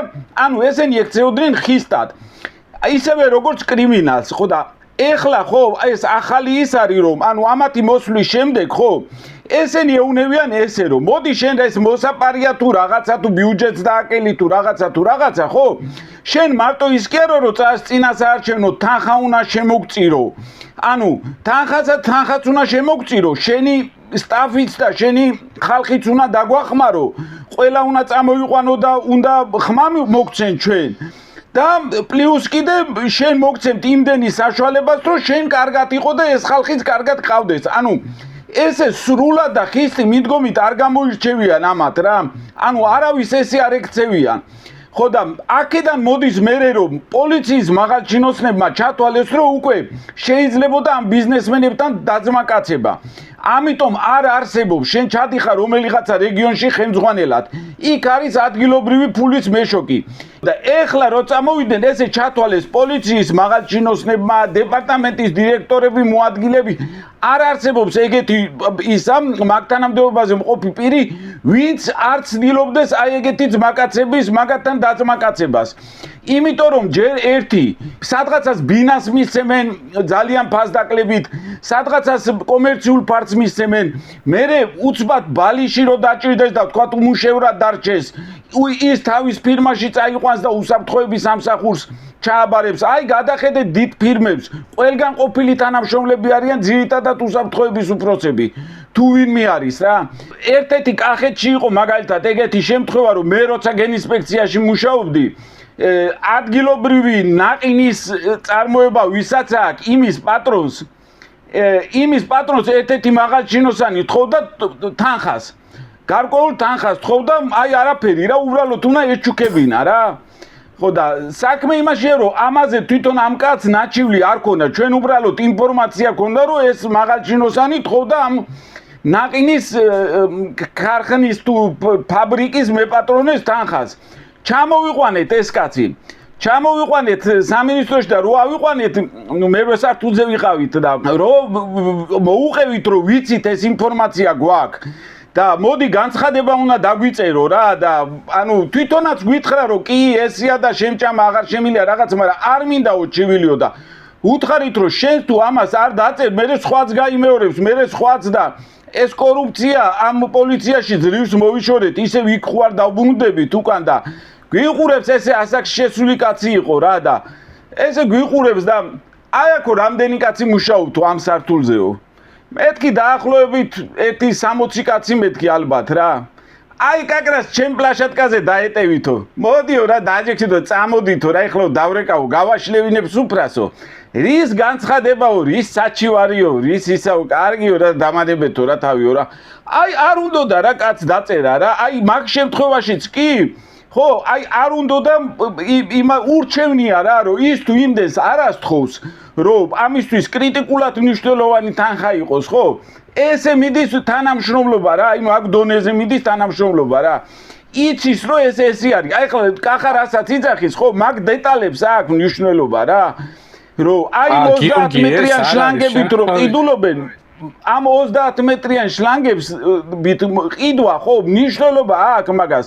სოფლებში, ხო, ხშირ შემთხვევაში თუ იმდენ თანხას გამოელის ადამიანი რომ ის ეზოში უდგა ტუალეტები ხო ყველა მიცით რაც ხდება რეგიონებში ხო თუ იმან იცის რომ ის ერთჯერადად იმდეს გადაუხდიან რომ იმ ტუალეტს შეიტანს სახლში ხო და იქ გარეთ აღარ მოუწევს სიარული ზამთარ-ზაფხულ ხო ყველაფერზე მაგ შემთხვევაში ხელს აწერენ აი მაგ რაღაც დეტალებს მაგას აქვს ყველაფერს მნიშვნელობა ხო და აი აქ რასაც აქვს ამაზე უნდა ლაპარაკობდეს ამაზე მთავრობის მხარდამჭერი არ ილაპარაკებს ეხლა ვინ ილაპარაკებს გამგებელი მაგაზე არ ილაპარაკებს არაფერი ეს ცალკეული ჟურნალისტებიც ოპოზიციური ჟურნალისტები ვინც არიან რეგიონებში ის ხო ამ ყველაფერს ვერ მიწუდებიან არა ამაზე უნდა ლაპარაკობდეს ოპოზიციური პარტიის წარმომადგენლები რა და აი მე კახამაც ხო მოყვა ხო რამდენი შემთხვევა იყო ეგრე კოლაბორაციის რომ აი თქვათ იგივე ნაციონალური მოძრაობის იგივე არ ვიცი სხვა პარტიის ამ შემთხვევაში არა აქვს პარტიას მაგრამ ყველაზე მეტი ოპოზიციური მხარდამჭერები მაგ პარტიას აყავს ხო რომ ისინი აი ერთჯერადად რაღაცა იმის ყოველდღიური შემოსავლის რაღაცა გარკვეული შემოსავლის ფასად თან ხვდებიან ამ თანამშრომლობას რა იგივე ადგილობრივ ტენდერშიკებთან ადგილობრივ ბიზნესმენებთან ეს ტენდერშიკებიც ხო ის ბიზნესი კიდე ცალკეა და მსხვილი ბიზნესი ცალკეა მაგრამ ესეც უნიკალური ის გახსნეს ამათმა ახალი შესაძლებლობა რომ ეს უსაქმურად ყოფი ადრე უსაქმურად ყოფი ბაბულიკები ყველა გახდა ტენდერშიკი ყველა ტენდერს ჩალიჩობს აი კაცი რომელიც რა ვიცი არაფერჩიკი არ იყო საერთოდ და უბრალოდ ბაბულიკა იყო და არაფერი აი მუდმივად ოცნობობდა როგორ ეშოვნა მილიონი მთელი ცხოვრების მანძილზე უცბად გაუჩნდა შანსი რომ ვიღაც აი ესე ჩერეს ნაცნობობით ჩერეს იმით რაღაცა ტენდერი მოიგოს და ეს ამ ტენდერის მოგება და მერე თან ესე ნოლიდან რა და მერე იშოვოს მერე ეს ყველა ერთი თავზე რომ დაადგეს ვიღაცას როგორ აგებს გზას всё ის ბაბულიკაც მერე გახდა იგივე უკვე ბიზნესმენი და უკვე всё ტენდერებში შედეგს და იგებს რა აი ესეთი ხალხისთვის არის რა და აი ამას ხო რეგიონებს ძირითადად ხმა უნდა შემოდიოდეს მაკედან, რადგან არ არის ამდენი ჟურნალისტი, რომ ყველას წვდებოდეს ამ რეგიონებში, ხო? უნდა იყოს ოპოზიციური პარტიები მაგით დაკავებული რა და აგე კახამაც იცის რამოდენიმე შემთხვევა ახსენა, რომ კონკრეტული მაგალითები ზოგი, რავი, კარიერის სანაცვლოდ, კარიერში წირის სანაცვლოდ, ზოგი იმის სანაცვლოდ, როგორ ლაგდებიან ადგილობრივ ხელისუფლებებთან რა.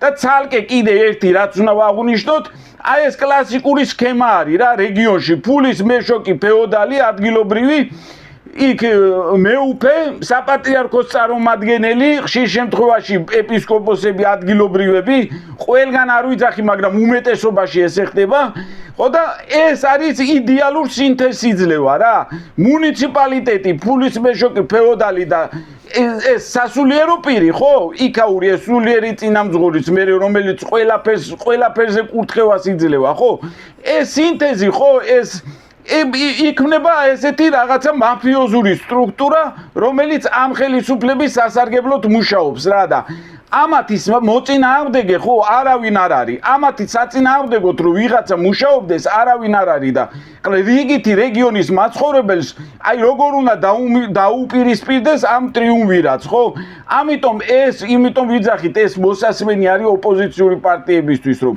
მათ უნდა გააძლიერონ დღეიდანვე უნდა იწყებდნენ აი ამას რომ უნდა აძლიერებდნენ თავიანთ წარმომადგენლებს ერთჯერადად რო ქირავებენ არჩევნების წინ რამოდენიმე ხნით და ერთჯერადად რო ხელფას უხდიან ის არ არის მაგათი მომხრე და ის ხალხი არაფერში არ გამოდგება რა ეგენი აორგანიზებენ პირიქით რომ ერთმანეთში რაღაცა მებრძოლი სხვადასხვა გუნდი უნდა შეიქმნას ერთმანეთში და რეგიონებში რა გამოსავალზე თუ ვილაპარაკებთ ხო მე რო აღარ მომეცეს საშუალება გამოსავალი ეგ არის რომ ეხლავე უნდა იწყებდნენ მაგაზე მუშაობას რომ აი ეს დასაყრდენი გუნდები შექმნან რეგიონებში რა ვინც ამ ყველაფერზე ილაპარაკებს და ხმას ამოიღებს სურათში რა უნდა დავანახოთ მსმენელს ის რომ ეს ყველაფერი შემთხვევით და ბუნებრივით და უნებლიეთ არ ხდება ეს არის კარგად დაგეგმილი და თავრობიდან ხელშეწყობილი მოქმედებების მთლიანი ჯაჭვი, სისტემური დარღვევების მთლიანი ჯაჭვი. აი ეს დარღვევებით რომ მიმდინარეობს გვირაბის მშენებლობა. ის ტენდერშიკები რომ ასე ვთქვათ, გარკვეული ჩაწყობებით იღებენ ტენდერებს.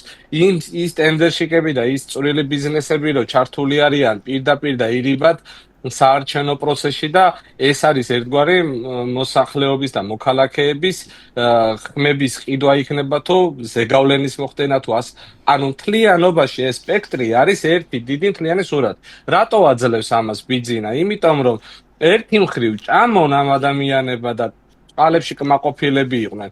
მეორე მხრივ ეს ყველა სპექტრი გასწრილი არის. გასწრილი არის როგორც სახელმწიფო ძალოვანი სტრუქტურები, გასწრილია ეკლესია, გასწრილია თვითმმართველობები. აი რატო არის აი თვითმმართველობის, აი მაგალითად თვითმმართველობის კოდექსი, ორგანული კანონი, რაც საქართველოში არსებობს, ვერ ვიტყვი რომ საუკეთესო თქო ევროპაში, მაგრამ ერთ-ერთი საუკეთესო ნორმატიული აქტი არის, აღიარებული არის ეს, მაგრამ პრაქტიკაში რაც გვიწერია იმისი განხორციელება არ ხდება და ვერ ხდება. აი მაგალითი შედარება რომ მოვიყვანოთ, რას აკეთებენ მერიები. ანუ ტენდერებს აცხადებენ, ანუ მერიის ბიუჯეტით ძირითადად აკეთებენ. აი რო ავიღოთ, აი დაწყებული თითქმის ყველგან. სტადიონები, სკვერები, სკვერები, გზები. სხვილი პროექტები, რაც არის ამელიორაციო პირობითად, ეს იქნება ინფრასტრუქტურული თუ ასე შემდეგ, მიბმული არის სამინისტროებზე ან გრანტით აღებულ პროექტებზე. და მოსახლეობას ატყუებენ, რომ ანუ რო გააკეთა პირობითად სოფლის მეურნეობის სამინისტრომ სამელიორაციო არხი, ესო მე გავაკეთებ. ანუ რატო აკეთებენ მარტივად ამ სტადიონებს და სკვერებს? იმიტომ რომ იქ ძალიან დიდი თანხები ყდება. იგივე არის საგზაო იმაზე. ანუ რა უნდა გააკეთოს ოპოზიციამ? აი რასაც აი რო თქვი ახლა გურიაზე, კახავრო თქვა, თათია რო არის ძალიან აქტიური გოგო. ანუ ესე უნდა მოხდეს აი ამ ყველა პროცესის მხილება, ლუსტრირება და არქივება, რომ ამებზე ან სათითაოდ მერე და მოვახდინოთ შესაბამისი სამართლებრივი რეაგირება, გავიტანოთ საერთაშორისო დონეზე, ეს ყველაფერი შევკრათ, დავაკავშიროთ ერთმანეთს და დავანახოთ, რომ ეს არის სისტემური დანაშაული. ანუ ერთი არის, რომ ვიცით, მეორე არის ამის დოკუმენტირება არ ხდება, ამაზე რეაგირება ხდება, ამ ყველაფრის პარტნიორებისთვის ჩვენება არ ხდება. ანუ ეს უნდა გააკეთოს, თორე დადიან ცალკეული ოპოზიციური ლიდერები პირობითად რეგიონებში, მაგრამ შედეგი რა არის? ამისი ანუ რა მოაქვს შედეგი?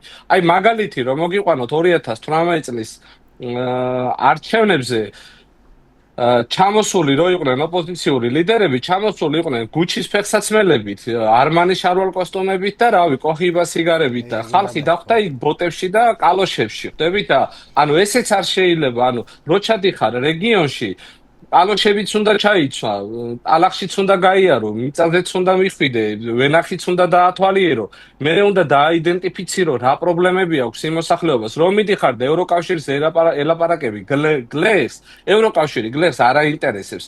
გლეხს უნდა დაელაპარაკო და უთხრა, როგორ მოუწესრიგებ მაგალითად ტრაქტორებს და როგორ მიიყვან ტექნიკას, რომელიც აი ამ დანერგილ მომავალით და სოფლის მეურნეობის სამინისტრომ მილიონები გაათეთრა და თავის ჯიბის ბიზნესმენებს გადასცა ეს ტრაქტორები, რომელიც მოსახლეობის არის. აი დღეს ტრაქტორები, კომბაინები და ასე შემდეგ, რაც არსებობს, ყველა არის მოქალაქეების. უბრალოდ ამას იყენებენ ცალკეული ბიზნესმენები. როგორ გაუკეთებს საწავლ აპარატებს, შხამქიმიკატებს როგორ შეუტას, მიღებულ მოსავალს დაასაწყობებინებს, რეალიზაციას როგორ მოახდენ. ანუ არ აინტერესებს იმ გლეხს შენი ევროკავშირი, ხდები? ანუ თემატურად უნდა დაიყოს და ასე შემდეგ. ანუ ეს კომბინაცია და ეს სურათი თუ არ დაიხატა, მე არ დაიყო, არ დაიჭრა და ეტაპობრივად რაღაცა საშუალებებით, ეს იქნება თქვენი პოდკასტები, ეს იქნება დაუშვა ტელევიზიები, ეს იქნება სხვადასხვა არხები და სოციალური ქსელებით მოსახლეობამდე უნდა მივიტანოთ და მოსახლეობას უნდა დავანახოთ და მეორე მხრივ ესენი უნდა ავკინძოთ, დავადოკუმენტიროთ, დავაარქივოთ, ამ ყველაფერში უნდა ვიპოვოთ ბმები, უნდა დავინახოთ ეს კორუფციული გარიგებები, სისტემური დარღვევები, ფარგმნოთ და ჩვენს პარტნიორებს დაუდოთ მაგიდაზე. სხვა შემთხვევაში გამოსავალი ამ პრობლემებიდან უბრალოდ არ იქნება და ვერ იქნება. ეხლა მაგალითად მოხდა ესეთი რაღაცა, ეს 300 ლარიანი დახმარებები ხო, ყადაღებული ყველა მიცის. ხალხს აძლევდნენ ამ სამასლარს, კვირაში ერთხელ გამოიყვანდნენ, ფოტოსესიისთვის მოამზადებდნენ, რაღაც საკეთებდნენ და ამ ფულს ეს მოიხსნა ეს დახმარება. ამაზე ძალიან ბევრი ადამიანი გაღიზიანდა. კიდე გეუბნებით რა, ყველა ადამიანმა იქ იცის, რომ ქვეყანა არ მიდის ახლა სწორი მიმართულებით. იცის ეს ყველა, მაგრამ ყველა ელოდება რაღაც შემოსავალს, რაღაც გამოსავალს. მოეხსნა ხო ეს დახმარებები, მოეხსნათ სოციალურები, ძალიან ბევრს. დარჩა ეს ხალხი უკმაყოფილო. მაგრამ ეხლა უყურეთ რა ხდება. აშინებენ იმით, რომ რაღაცა გაგიკეთეთ, რაღაცა არ გეკუთვნოდა და მოგეცით. ესეთი ბევრია, იმიტომ რომ ამ 12 წლის მანძილზე ესაკეთა სულ ოცნებამ, ხო? ვიღაცას რაღაცა არ ეკუთვნოდა, მაგრამ ეხლა პარლამენტარს რომ მიცა, თქვათ, მილიონიანი რაღაც საქმე და არ ეკუთვნოდა, გლეხს მიცა 100 ლარიანი და მაგას მნიშვნელობა არ აქვს რა, იმ პარლამენტარს იმ მილიონიანი საქმით შეაშინებ, ამას 100 ლარიანი საქმით შეაშინებ.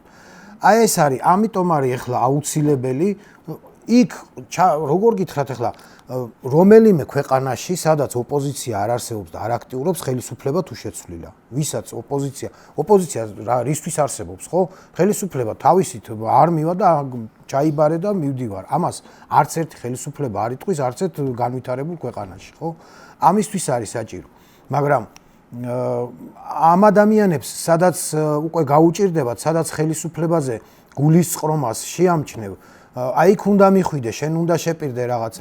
თქვენ რა გონიათ ახლა იქ სოფელში მაცხოვრებელი ადამიანი მას ინტერნეტში შედის და ინტერნეტს ნახულ. კი, რამოდენიმე ნახულობს, მაგრამ უმეტესობა ვერ ნახულობს. კი, იმათთან აუცილებელია მისვლა და რაღაცის შეპირება. ისევ ეს მენტალიტეტი გვაქვს ჯერ ჩვენ. ატარებენ იმას სოციალურ გამოკითხვას და ევროკავშირს უჭერს 80%. ეხლა არ ვიცი მე ამას სად ატარებენ. ჩადით ეხლა რაიონებში გაიარეთ, ხო? ის ძველი ხალხი, რომელიც იმ კომუნისტურ სისტემას არის მოსწრებული, ეხლაც რაღაცა ფულს შოვილობს იმას, იცის კი საფრანგეთი, პარიზი უკეთესი როა ჩელიაბინსკზე, ეგ იცის, ყველა მიცის, მაგრამ არ უნდა ის, იმიტომ რომ იქ იცის რომ ევროკავშირის კანონებით ფულს შავ ფულს ვეღარ იშოვის. ვერც ის, ვერც ეს, ვერავინ, ხო, კანონიერად უნდა იყოს. არის ადამიანები, რომელიც განათლება არ აქვს და სადღაც მოხვდნენ ამ 12 წლის განმავლობაში, ამასაც შეუწყო ოცნებამ ხელი, ხო? არის სკოლებია თუ ნებისმიერ სადაც არ უნდა იყოს, პრობლემა არ იყო რა. ნებისმიერ შეეძლო სამსახური დაეწყო თუ დაახლოებული იყავი ოცნებასთან, ხო? ეხლა იმას ამ ყველაფრის ეშინია. თუ აქ ევროკავშირის კანონი შემოვიდა და ნორმალური ქვეყანა აეწყო კომპეტენცია, როდესაც არ გაქვს სამსახურში ვერ იქნები, დიდი იქნება კონკურენცია. აი ამ ყველაფერზე აწყობილია ეს და ამაზე უნდა საუბრობდეს აუცილებლად ოპოზიცია. ეხლა იქ კიდე გეუბნებით რა, ისევ ის რუსული მენტალობა ჩვენ სხვანაირად არ გამოვა, ჯერ კიდე დაახლოებით 40 წელიწადი, ვიდრე აი ეს 40 წლის, 50 წლის ხალხი წავალთ ამ ქვეყნიდან, ისევ ესე მოუწევს აქ ოპოზიციას მუშაობა. ჩადიხარ და ეხლა საბჭოთა ჯარში ვინც არის ნამყოფი, იმაზე ბედნიერი დრო არ არსებობდა, გენერლის ცოლთან დადიოდა, ყველა ქართველი დადიოდა, ის ერთი გენერალი იყო იმ ჯარში და ყველა რა იყო ესეთი ხო? ნუ ეს აქვთ რა ეს მენტალობა აქვთ ეს აქვთ გამჯდარი არა და ბოდიში და ეს ლაფატკა არ გაუგდია ხელიდან ხო იქით 90%-ს და რა გენერლის იმასთან და რა ის მაგრამ ეს მენტალობა ვიდრე არის შენარჩუნებული და ვიდრე ეს ახალგაზრდობა ნუ ეხლა თუ ესე გაგრძელდა და ასეთი წყობით წავედით ის ახალგაზრდაც გაფუჭდება ხო ეს მენტალობა ახალგაზრდები იყვნენ იმ კომუნისტების დროს ის ხალხი და იქიდან ჩაენდა აი კახამ თქვა ერთი საინტერესო რაღაცა ეკა ამ მოსახლეობას რას უკეთებენ აი ჩვენ რო საუბრობდით ამ მომრჩეველზე ზეწოლის მექანიზმებზე პოზიტიურ და ნეგატიურ ასპექტებზე ანუ რა არის აი მაგალითად როგორ მისცეს პირობითად მერიამ 500 ლარი კონკრეტულ მოქალაქეს ანუ მაგას მერიასაც ხო თავის სტანდარტები აქვს ანუ ხო ესე ვერ აიღებს და მერიის ფულს ხო ვერ მისცემს და პირობითად თვითონ ყვილად ანუ აი ახლა დამეთანხმება ესე იგი სახურავი შეკეთება, ვითომ ღობი შეკეთება, ვითომ რაღაცა, ანუ ამაზე არის გაწერილი სინამდვილეში. არ სახურავი აქვს დაზიანებული, არ სახლის რემონტი. აშანტაჟებს რო თუ ხმას ამოიღებს და მე აშანტაჟები. მომაცემინე ფული. კი, აშანტაჟები. მე აშანტაჟები ამი. ვერჩი მდგომი, არავინ ვინც აუხსნის რომ შენ არაფერ შუაში არ ხარ. ან თუ ხარ რა უნდა რა შუაში ხარ, ხო? კი ბატონო, თუ დაგაწერინა ის და ყულა დაგაწერინეს, მაგრამ ყოველ შემთხვევაში ეს პასუხისგებლობის თვითი გადადის მერიაზე და მას უნდა დაიდენტიფიცირებინა, რომ ნამდვილად სახლი ქონდათ. კომპეტენცია ხო გეუბნებით ახლა ახლა რაიონიდან გადმოვალ უბრალოდ რაღაც მაგალითს ვიტყვი ერთს რა გამოვიდა ქალაქის მერი და დაიტბორა თბილისი და თქვა რომ ყველგან იტბორება ქალაქები ყველგან ხდება არა იტბორება რა ყველგან ხდება სტიქია დამთავრდა იქ ყველაფერი იმას ვერავინ ვერ შეეპასუხა მთელი დღეა უყურებ სოციალურ ქსელს 2 დღეა კონკრეტულად პასუხი ვერ გაცა ვერავინ და მე თვითონ ახლა დღეს ვიყავი გავიარე გუდვილის ტერიტორია დიდიღომში დაიტბორა მთლიანად ეს ფარნავაზის ქუჩა. წარმოიდგინეთ, აი სულ ნახევარ წუთი დამჭირდება რა და ნახევარ წუთში ვიტყვი. 4 პარალელური ქუჩა ჩამოდის დიდი დიღმიდან ამ ფარნავაზის ქუჩაზე გუდვილის წინ. და ამ 4-ვე ქუჩას თავზე კვეთს პეტრეიბერის ქუჩა მთელ სიგრძეზე. რომელიც არის მუხათგვერდის სასაფლაოს მთის ძირშია ეს ყველაფერი იქ ხდება, ხო? მთიდან მოდის ამხელა წყალი. წარმოიდგინეთ, არც ერთ ქუჩას, ამ პეტრეიბერის ქუჩას, რომელიც ზემოთ თავზე გადადის, არ აქვს ანიაღური. ჩამომავალ ქუჩებს, ესე იგი, დახრილ ქუჩებს დაახლოებით 15%-იანი დახრა აქვს წყალი, რომ გამორბოდა ზედ 9 მეტრის სიმაღლის დინარეები მოდიოდა. გვერდზე აქვს პატარა სანიაღურები, სადაც წყალი ხო ვერ მოუხვევს და ხო ვერ შევა იქ გვერდზია რა. ხო სპეციალური ისინი უნდა გაკეთდეს და აქედან 800 მეტრშია მდინარე მტკვარი. ეხლა იქ რა ქნას ისრაელში იმას სადაც მდინარე არ აქვს და არაფერი არ აქვს, როგორ გააკეთოს სანიაღური, ხო? ამაზე ხო შეიძლება ვიღაცა გამოსულიყო და უშვებენ ამ ჟურნალისტებს, მივა ეხა ჟურნალისტი ბატონო კახიეს იმან უთხრა ესეთი რაღაცა რომ ყველგან ხდება სტიქია. ეს თუ შეეპასუხებოდა, ამოიღებდა და ინტერნეტში დაუგუგლავდა და აჩვენებდა მართლა რომ სადღაც განვითარებულ ქვეყანაში რაღაც წყალი დგას გზაზე, მაგრამ იმას კი არ ეტყოდა ის რომ იქ 12 საათი იწვიმა და სადღაც მერე უკვე გაიბინა და იმიტომ დადგა. აქ დადგა 10 წუთში. 10 წუთში წარმოიდგინეთ, მთელი მუხათგვერდის სასაფლაოდან წამოსული გზა ჩამოდიოდა გუდვილთან. 10 კილომეტრი გამოიარა წყალმა და ჩამოვიდა არსად გადასასვლელი არ აქვს. ხო და აი ესეთ რაღაცებზე მერს ამ კალაძეს ის კი არ უნდა უძახო სოფლიდან ხარ ჩამოსულიო, როცა ესეთ რაღაცას გატყუებს და თვალებში ნაცარს გაყრის, შენ ის არ უნდა უთხრა იმას, რომ სოფლელი ხარ და 2 გოლი გაქვს საკუთარ კარში გატანილი. საერთოდ არაფერ შუაში არ არის ეს. კომპეტენტურად უნდა გაცე იმას პასუხი და აი ახლა წამომყვეს მე კალაძე და ავიდეთ დიდიღომში. მე მოუყვები ამას ყველაფერს ვეტყვი აი ესე პირში და აბა მომაყენოს შეურაცხყოფა, თუ მომაყენებს, ვერ მომაყენებს. ახლა ეს პრობლემა იცი რატო დგას ახლა შენ დღეს რაც მოყევი, იმიტომ რომ 2015 წლის ივნისის ტრაგედიაზე სახელმწიფოს მხრიდან არც ერთი ინსტიტუციის და არც ერთი პერსონის პასუხისმგებლობის საკითხი არ დამდგარა. არ დამდგარა შოვის ტრაგედიაზე პასუხისმგებლობის საკითხი, არ დამდგარა გურიის ტრაგედიაზე პასუხისმგებლობის საკითხი. არ დამდგარა, ანუ არც ერთ მსგავს შემთხვევებზე არ დამდგარა და იმიტომ აკეთებენ ამ ყველაფერს, რასაც აკეთებენ და იმიტომ არის უტიფარი კალაძე, რატომაც არის, იმიტომ რომ ამისი უფლებას თვითონ საზოგადოება აძლევს.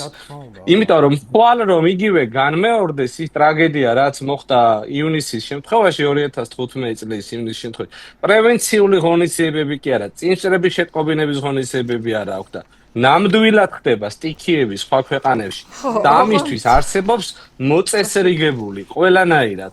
ანუ შვეიცარიიდან, როდესაც შვეიცარიაში ხდება წინსწრების შეტყობინება, რომ ზვავის ჩამოწოლის საფრთხე არსებობს, ძროხები გაყავთ ვერტფრენით, არა თუ ადამიანები ცხოველების ევაკუაციას ახდენენ და ჩვენ ვაძლევთ ამის უფლებას. კახას ახალი მიმართულება და ესე თქვა ნიჭი დავინახე, ახლა თამას მომავალში გამოვიყენებ, მაგრამ ახლა რეგიონებს რო დავუბრუნდეთ. მადლობა ამ ესე თქვა ძალიან პროფესიული ჩართვისთვის. მოდი ახლა შევაჯამოთ ესეთი და ვთქვათ ესეთი რაღაცა. რა შემთხვევაში აქვს ოპოზიციის სიარულს აზრი რეგიონებში? ჩემი აზრით, მოდი მე ჩემ აზრსაც ვიტყვი, ოპოზიციის სიარულს იმ შემთხვევაში აქვს აზრი, თუ შენ სადაც მიდიხარ, იცი იმ რაიონის პრობლემა. იცი იქ ვინ არის კერძო ფეოდალი ამ ტენდერშიკის სახით. იცი რა ხარისხით შესრულებულია ტენდერები, რომელი სკოლა ვერ გააკეთეს, რომელი ბაღი ვერ გააკეთეს, იცი კარგი პოლიტიკის შემთხვევაში რა პერსპექტივა აქვს ამ რაიონს. ანუ ამ ადამიანს რო ელაპარაკები, ის იმ შემთხვევაში გამოიჩენს დობა შენს მიმართ, თუ მას ეცოდინება, რომ შენ გაწუხებს მისი პრობლემები, მისი რაიონის პრობლემები, იცი ეს პრობლემები და იცი გზებით როგორ უნდა მოაგვარო. ეს არის ჩემი პირადი აზრი. ეს ჯერ უნდა შეისწავლო, მერე უნდა ჩახვიდე, ადგილზე უნდა შეისწავლო და მერე უკვე უნდა დაიწყო ამაზე ლაპარაკი ტელევიზორითაც, ტელევიზიითაც და ასევე ადგილზე ხალხთან შეხვედრების დროს. ძალიან კარგად ჩამოაყალიბე, იმდენად კარგად, რომ რა ვიცი, მე მაგას რა უნდა დავამატო, გარდა ერთისა. უნდა მოხდეს იდენტიფიცირება, ეგრეთ წოდებული, ასე თქვათ, რუკების შედგენა უნდა მოხდეს რეგიონების მიხედვით და უნდა მოხდეს შესწავლა ამ რეგიონებში, აი რაც ჩამოთვალე და მაგას დავამატებდი კიდევ ერთს, რომ ბოლო პირობითად 10 წლის განმავლობაში სახელმწიფო ბიუჯეტიდან კონკრეტული რეგიონის განვითარებისათვის რამდენი თანხა იქნა გამოყოფილი, ეს იქნებოდა აწარმოების საქართველოს, ეს იქნებოდა დანერგე მომავალი, ეს იქნებოდა სხვადასხვა, აქ საუბრობთ ჩვენი გადასახადების თანხას, სახელმწიფო ბიუჯეტზე მაქვს. და მე ეს თანხები რაში დაიხარჯა და რა შედეგები დაიდო, ანუ ამების მეპინგი უნდა გაკეთდეს, აგრეთვე საერთაშორისო დონორი ორგანიზაციების მხრიდან ამ რეგიონებში რამდენი თანხა იქნა და უკვე საჩვენებლად რა არის გაკეთებული, იმიტომ რომ დღეს თუ რამე არსებობს რეგიონში, ეს იქნება წისქვილ კომბინატი იქნება, შესანახის აწყობები იქნება, სამელიორაციო არხები იქნება, სარწყაულები იქნება, სასმელი წყალი იქნება, 80% არის გაკეთებული ამერიკული, ევროპული გრანტების შესაბამისად. და ის მცირე ბიზნესები, რითაც დღეს მოსახლეობას უმტკავს. და დაიდენტიფიცირდეს ის, ასე ვთქვათ, გრანტი ჭამია თუ ბიუჯეტ ჭამია ბიზნესები და ის ტენდერშიკები, რომლებიც რეგიონში მთლიანი მონოპოლია აქვთ აღებული და რო ჩავლენ მოქალაქეებთან სასაუბროდ აბსტრაქტული და ზოგადი საკითხებით კი არ დაუწყონ ლაპარაკი რა უკვე კონკრეტულზე ისაუბრონ რეგიონის საჭიროებებზე ისაუბრონ იმ რეგიონში ამ პრობლემების მოგვარების მეთოდოლოგიის გზები შესთავაზონ რომ მე რომ მოვალ პირობითად ან თუ ჩვენ რომ მოვალთ ამას როგორ გავაკეთებთ და დაანახონ მოსახლეობას.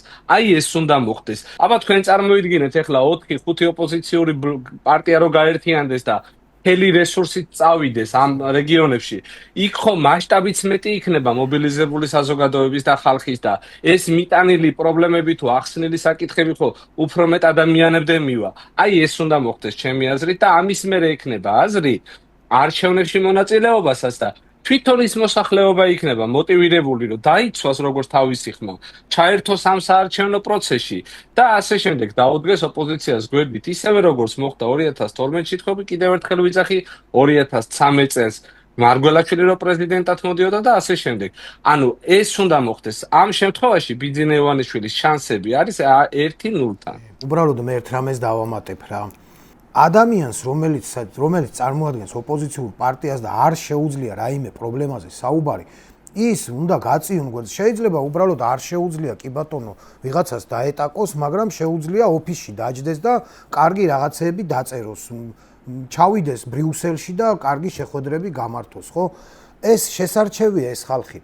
ეხლა მე ვიცი ოპოზიციურ სახელებს არ ვიტყვი, უბრალოდ ოპოზიციური პარტიის ტვინები არიან ხალხი, ხო, გამოდიან ტელევიზიით და საუბრობენ ეკონომიკაზე, ფინანსებზე. ახლა ეს რო გაუშვა შენ ხაშურში და ხარაგაულში და საჩხერეში და იქ ადამიანი ვერ დაელაპარაკება და ელემენტარულად სიარულში ვერ აყვება იმ ტალახში და იმაში გადაადგილების დროს ადამიანს, ხო? აქაც უნდა შეირჩეს. ახლა ეს იმანაც კარგად იცის, ოცნებამაც კარგად იცის, ხო? ვინც დააპირა, ახლა ეგეთი ხალხი, ვინც არიან, მე ვიცნობ, ხაბეიშვილია, მზოდელავა, ხო, ესენი არიან, ვინც არიან ეგეთი ხალხი. იმას, რა თქმა უნდა, განარიდებს, რა თქმა უნდა, მაგრამ ყველას ვერ განარიდებს. ეს ხალხია შესარჩევი. რომელმა კატეგორიამ ადამიანების ოპოზიციის მხრიდან სად უნდა მიიღონ ხალხთან შეხვედრებში მონაწილეობა. შენ რო დღეს გაუშვებდა ვერაზე შეახვედრებ ვერის მოსახლეობას ადამიანს და რომელიც იქნება ეფექტური და იმათთან კარგად ილაპარაკებს, მე ხლა ამით არც იმას ვაკნინებ ვერელს და არც ხარაგაულებს და ხაშურელს.